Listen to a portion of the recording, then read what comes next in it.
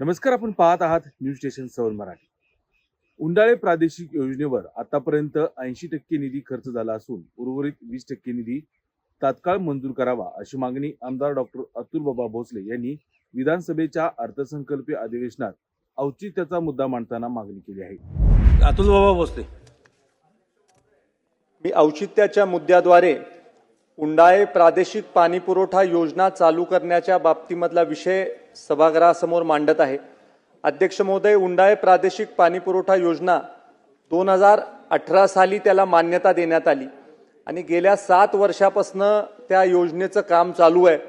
अनेक वेळेला याच्याविषयी राज्यकर्त्यांनी त्या काळामध्ये योजना पूर्ण करण्यासाठी प्रयत्न देखील केला, पण अध्यक्ष महोदय, जी 17 गावं उंडाळे प्रादेशिक पाणी पुरवठा योजनेमध्ये घेण्यात आली त्या गावांपैकी अनेक गावांनी स्वतःची पाण्याची योजना केल्यामुळे आता उंडाळे प्रादेशिक पाणी पुरवठा योजनेच्या पाण्याची गरज त्या गावांना नाहीये।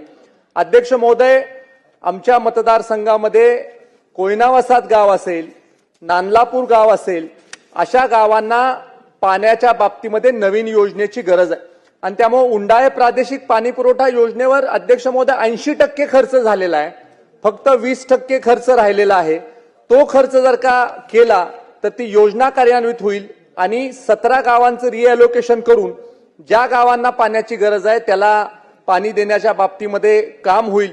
त्यामुळे अध्यक्ष महोदय, आपल्याद्वारे मी सरकारला विनंती करू इच्छितो की किरकोळ खर्च जो राहिलेला आहे तो खर्च आपण जर का केला तर ही योजना चालू होईल आणि मोठ्या प्रमाणावर कोयनावसात गाव, नानलापूर गाव आणि विस्तारित मलकापूरला या योजनेचा फायदा होऊ शकेल आणि शासनाने गुंतवलेले पैसे देखील सदकामी लागतील, ही विनंती आपल्याद्वारे करू इच्छितो।